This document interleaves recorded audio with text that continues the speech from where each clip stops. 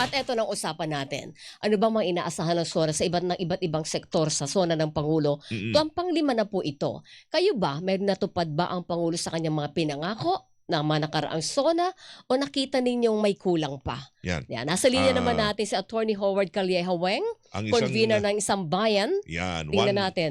isang Isang bayan Oo, 'yan. yan. Attorney Howard Calleja, magandang umaga po. Attorney, welcome po. Double Wangs, Double B. Magandang umaga po. Salamat sa Yes, maagang good gising. morning sa inyo, Double Weng, and Yes. good Salamat. morning sa ating mga tagapakinig at taga-subaybay. Mabuhay po kayong lahat. Yeah, salamat sa maagang gising, attorney, sa pagbibigay sa amin ng oras ng ganito kaaga. Una muna kayo po sa Isang Bayan. Ano muna inaasahan ninyo sa SONA 2026? Well, unang-una, siyempre, maalaala natin yung famous yung ating last year, no? Yung mahiya naman kayo, yung accountability. Mhm. So kami po ay tumitingin, ano na ba ang nangyari from last year, 1 year hence, ano na ba yung accountability, yung mahiya naman kayo. Mhm. Nakita natin naman na meron namang mga nakulong, meron mga naiimbestiga na, pero siguro ang panawagan natin dito ay yung bilis-bilisan naman natin, ano? Pangalawa, siyempre, kami po sa Isang Bayan, kami po talaga ay tumututok dito sa ating West Philippine Sea, Mhm. no? So dito sa Isang Bayan, ang ano talaga natin ano ba talaga ang kumbaga iiwanan ni President BBM Mhm. para dito sa West Philippine Sea. Maalaala natin na ito second to the last pang SONA. kumbaga fifth zona na niya, no? Mm-mm. So sana may maiwan siya o may magawa siya para sa West Philippines, lalo na lumalaki yung sigalot dito sa West Philippine Sea, no? Mm-mm. Pangatlo, siyempre, isipin natin yung ating mga kababayan, yung ating ekonomiya, yung ating mga trabaho.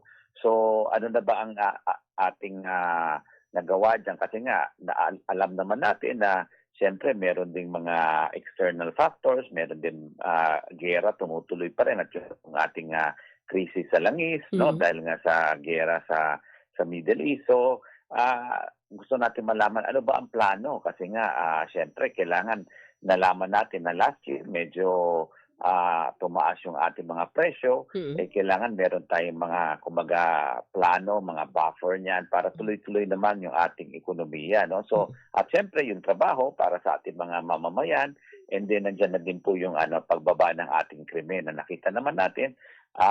Maayos naman, pero siyempre mas maganda kung mas peaceful at mas tahimik po tayo. Pwede natin puntahan, attorney, yung sabi niyo kanina, yung inyong concern, West Philippine Sea. Oo. Ano partikular ang gusto niyo hong matumbok ng Pangulo at mangyari? Anong hakbang? Anong hakbang? Kasi masyadong palagi naghahanap tayo ng solusyon pero walang partikular na solusyon eh. Kasi diplomatic protest lang ang Diplomatic. nagagawa natin, Attorney Calleja. Kausap natin ang spokesperson for the West Philippine Sea ng isang Mm. araw. Kung sila hindi rin sila nagiging aggressive eh. Hindi, ayaw nga nila maging Ayaw. aggressive. Ano ho ba ang gusto niyong mangyari? Well, kami po sa Isang Bayan, kasama na po ni Justice Tony Carpio, sinusulong po natin at pinapakiusap natin sa ating mahal na Pangulo na sana magkaroon tayo ng second arbitral case, no? Umaalaala natin, 10 years na po yung ating arbitral ruling. 2016 po tayo, July po nung ating napanalo yan. Mm-mm. So ito po yung ika-10 taon. Pero nakita natin na lalong lumalala yung pangyayari dyan. Recently nga, may konting mga pukpukan dyan, may Mm-mm. konting skirmishes dyan. Ang ang gusto natin na meron kaming naisip na sana meron tayong i-file na second arbitral case. Ito po, Weng, yung kasong ito, ibabase natin sa continental shelf, no? Mhm, mhm. Kung titingnan natin, ang ibig sabihin po nito, yung parang slope ng ating contour, ng ating tawag dito, ng ating lupa, from yung nakikita natin na itong mga isla sa Luzon, for example, itutuloy natin yan kasi meron naman tayong 200 exclusive economic zone. Mm-mm. Makikita natin na tuloy-tuloy po yan para pang may bundok po yan sa ilalim ng dagat. Oo. At makukuha natin yung kumbaga from that line, no? Opo. From that line up to kung saan dito sa Luzon, for example, yan po ay makukuha natin na parang magiging parte ng Oo. ating sovereign jurisdiction Makaka- at pagmimiyari Opo, bilang bayan. magiging parte yan ng ebidensya para patunayan na atin yan. Opo, Tama. opo. Pero attorney, saan ho dadalhin yan? Saan ang arbitral, saan natin dadalhin ang Doon kaso? po, doon din Arbitration po, ulit. doon din po Arbitration. sa same Oo, case same. natin. Mm. So, kaya nga sabi ko, we will be, kumbaga, starting or gaining from whatever yung first arbitral ruling natin.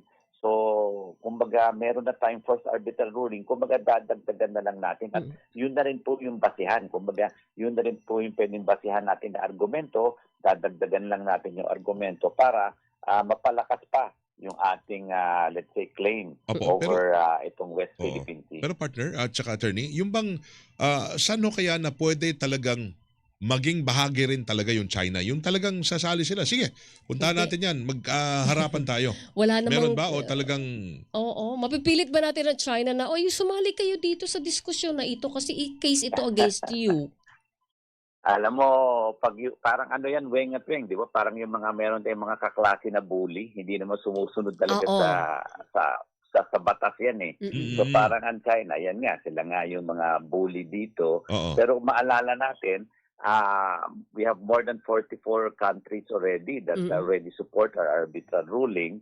At alam mo, kahit wala naman sila, kasi sila naman ay signatory ng UNCLOS. Mm-mm. So, kaya nga kukunin natin ito yung ating arbitral case kasi ito po whether they join or not, since they are signatory, sila po sakop po nitong tawag dito, sila po sakop po nitong kasong ito na kung tayo ay magpa-file ulit. So, since they are signatory, kumbaga ano sila, forced to good na talagang sumunod. Ang problema, hindi lang sila talaga sumusunod. Yun ang problema po. Kasi nga, paano natin sila talagang ayaw po mapapasunod? nilang Yan, oo. sumunod. O, Sino paano ang natin sila magsasabi sa kanila? mapapasunod?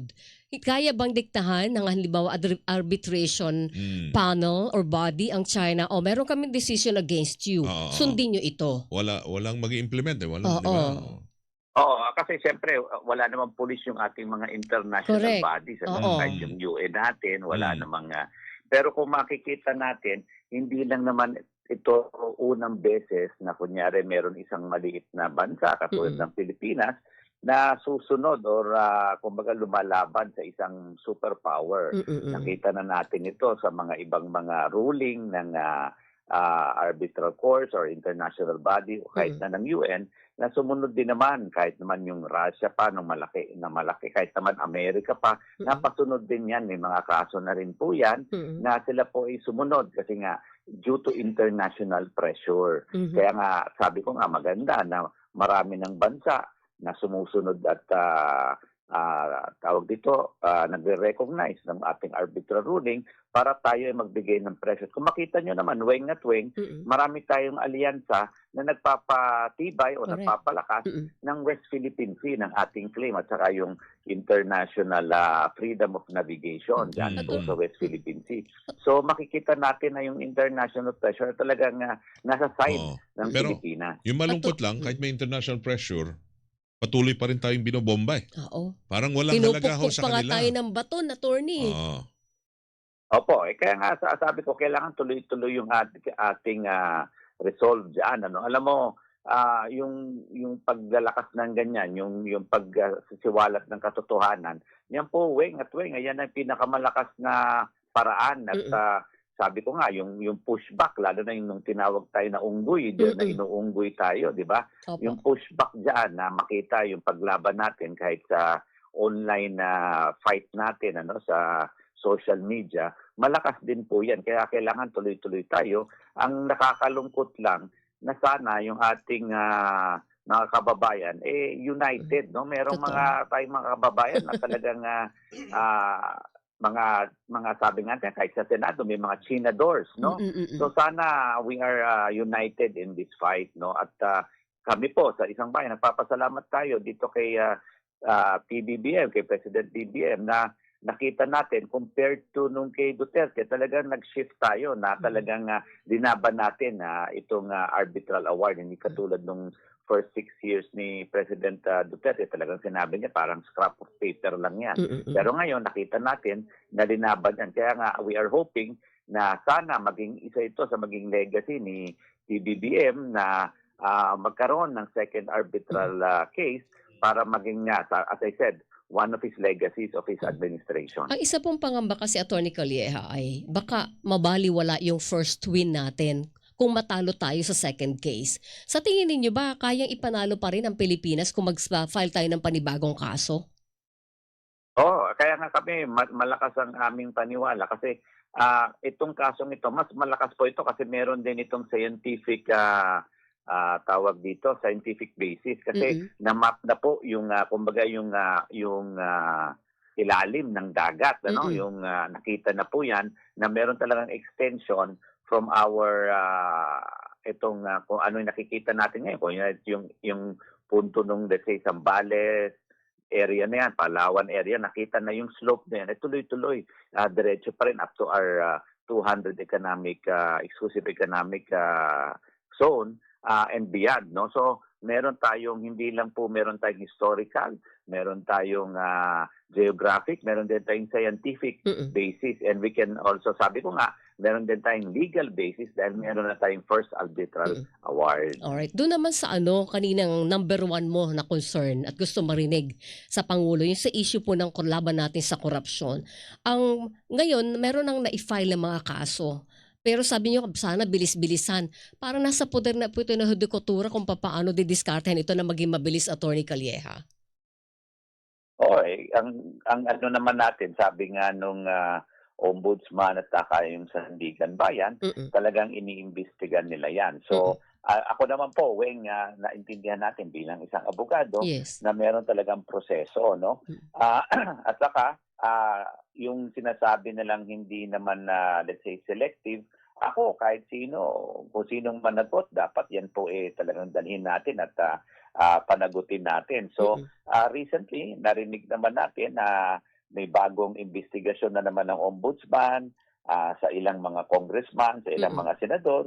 Sa atin naman, kung yan ay itutuloy nila, sabi ko nga, sana bilisan nila at kung meron tayong ebidensya, i-file natin. Nakita rin natin na magkakaroon ng bagong investigasyon sa Senado, si Senator Ping Lacson tungkol kay Alan Cayetano, at sa iba pang mga opisyales. Kasi nga, sinasabi ko, hindi lang po naman dapat flood control. Lahat ng klaseng korupsyon dapat pigilin natin at sugpuin natin. So ako, kung ano man ng ebidensya, kung saan ang ebidensya, doon po tayo susunod. Ngayon kung sa bilis, sabi ko nga, intindihin natin at siguro katokin natin, tayo maging alerto. Kami po sa isang bayan, kaya nga po kami nagiging alerto kasi nga kinakatok namin na talagang sundin at pigilin itong korupsyon na ito. Alright. Yan. Ito na lang, huling tanong ko na to, Attorney Calleja. Kung kayo po tatanungin, anong grado yung maibibigay ninyo doon sa performance ng Pangulo at ng administrasyon doon sa pagtupad sa SONA 2025? Siguro, Weng, makakalimutan, pwede ko lang kung pwede lang ako magdagdag. Please, pala. opo. Ang isang namin kasi pinaglaban ng isang bayan, kung maalala mo, kami ang mga nag-complainants doon sa PhilHealth, di ba? Napanalo namin yung isang bayan. Ako po yung abogado po dyan na lumaban sa PhilHealth. Na yan po maibalik na sa taong bayan at saka yung sa PDIC na ganun din ang issue na nung nakaraan nakuha pero sana ang ano namin ay maibalik na. So kami po masaya na nung pagkapanalo namin, hindi na to reconsider hindi na nag-file ng panibagong kaso ang pamahalaan at kanila talagang binalik. So ang ano ko lang, ma-operationalize na yung pagbalik at kasama na rin sa pagbalik dito sa PDIC. Ngayon naman para sa grado, siguro ang sa akin lang kung ito ay panglimang SONA, sabi ko nga masaya kami sa West Philippine Sea, nakikita natin yung improvement sa let's say accountability, pero nakukulangan pa tayo sa pagdating sa trabaho, pagdating sa ekonomiya, para naman ang atin lang naman is let us uplift yung ating mga kababayan. Ano? So siguro, bigyan natin ng, although passing, hindi naman masyadong mataas, pwede naman mga 7.5 na grade para sa ating Pangulo. Alright, passing grade na yon kahit pa paano. Attorney Calleja, Thank you, magandang attorney. umaga. Thank you. Okay, salamat Weng and Weng at mabuhay Salamat. po kayo. Sa susunod po ulit. Thank you, Thank you. Attorney. Thank you. Yes, sir. Thank you. Magandang umaga. Si Attorney Howard Calleja, ang convener ng Sambayan